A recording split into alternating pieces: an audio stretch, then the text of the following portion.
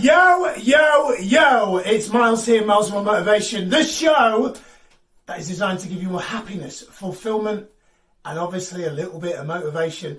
In this episode, you'll notice our different location. I've been there. Mrs. Grant has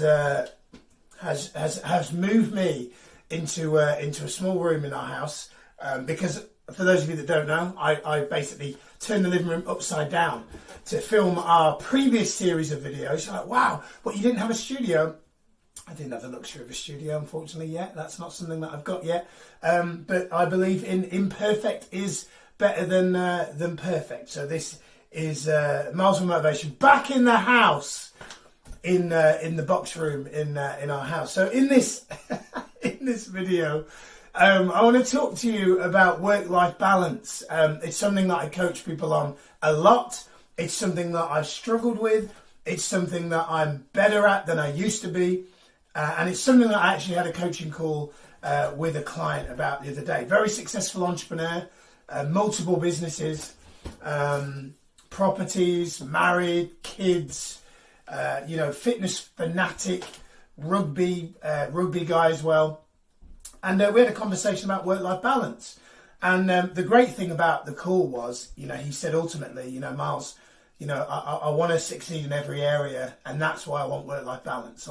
He recognises that when he puts a lot of effort into one thing, it often means that it's at the expense of the other. Maybe you can relate. And so what I did, I shared some things with him, coached him, gave him some tools and resources and different ways of thinking about work-life balance. And although we didn't solve the problem in one call, because coaching is a bit like going to the gym, you can't get the body that you want or the mind that you want in one workout/session. However, we shared some things with him that, if applied, which I am very confident he will, because he always does, if applied, will make a big difference. So if for you right now, you feel that you have a problem or a challenge or an issue when it comes to work-life balance, stick around, because I'm going to share with you three really, really, really simple things that, if you implement, from my experience and from the experience of the people that I've coached, are kind of no-brainer. I know I should be doing that, but I'm not. That makes total sense. Kind of. I should put a hashtag in front of that, shouldn't I? That'd be a long hashtag. But they're really simple things that you can implement immediately if you struggle with work-life balance. So grab a pen, make notes, recommend it, because I believe that the statistic is something like, I can never remember this percentage, but it's something like 63%. Someone comment below. Tell me what the actual stat is. 63% of the information that you hear is more likely retained. Sorry, you retain 63% more of the information you hear if you write it down. For me, I'm like, that's amazing. In fact, I was at the gym a few days ago, and I was training. I often have my phone out, and what I'm doing is I'm making notes, because what I do is I train and then I watch or listen to something like a podcast. And I always make notes because I want to make sure I retain the information. And my wife, Sati, came home and she said that some guys at the gym that seen me train, they're like, oh, is he all right? Because he's always on his phone. And like thinking I was just kind of pissing around on Facebook, but actually I hear something and I'm like, right, I need to make a note on that, so I apply it. So I definitely am an advocate for writing stuff down. Way more likely to retain it. So get to the point, Miles. 3 points, 3 strategies to improve your work-life balance. Number 1 is probably the most important. In fact, they do follow in a bit of an order. This is definitely the most important in my mind, is you need to have a mission. What does that mean by having a mission? What that ultimately means is you need to be very, very clear about what your goals and dreams are. Most people experience work-life balance because they're not clear on what their goals are. So maybe they're succeeding in work, but not in health. That's because they've got a mission for their work, but not for their health. So the first thing you've got to do is be really clear about, what is my mission for every area? So in terms of work-life balance, what's my mission? For me personally, I want to make sure that I'm not just doing well in business. I want to make sure that I'm also a great husband. I want to make sure that I'm a great father.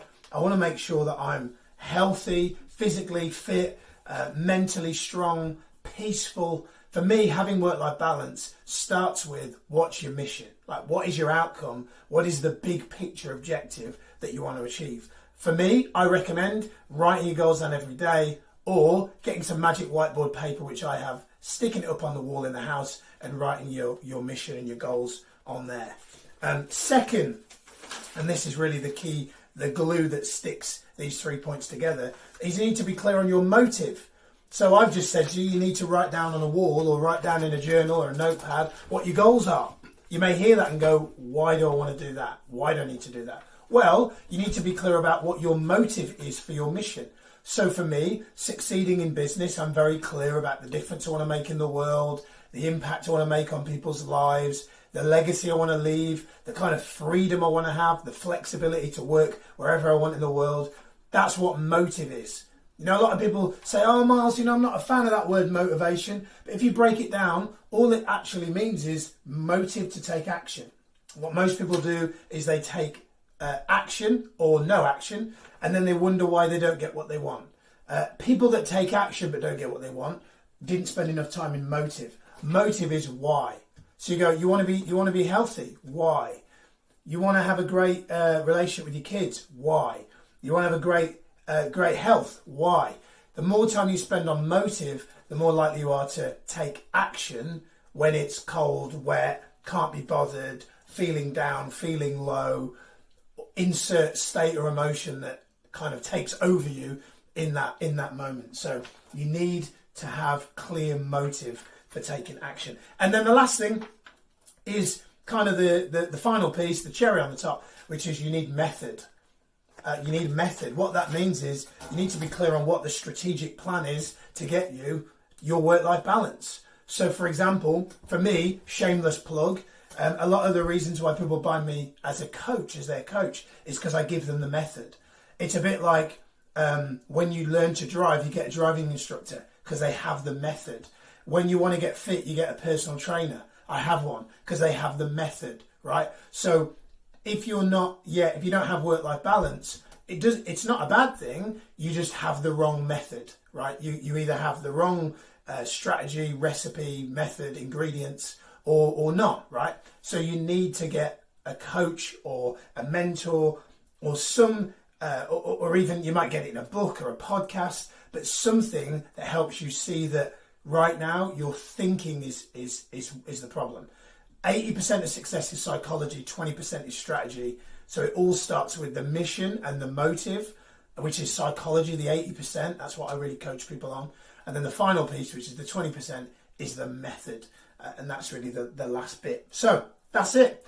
Mission, motive, method. Make sure you got those 3 things down. I hope you enjoyed this video. If you have, just comment below. Let me know what your key learning or takeaway was from this video, so that I know that you have actually taken something on board. Let me know what your key takeaway is. Put it in the comments below.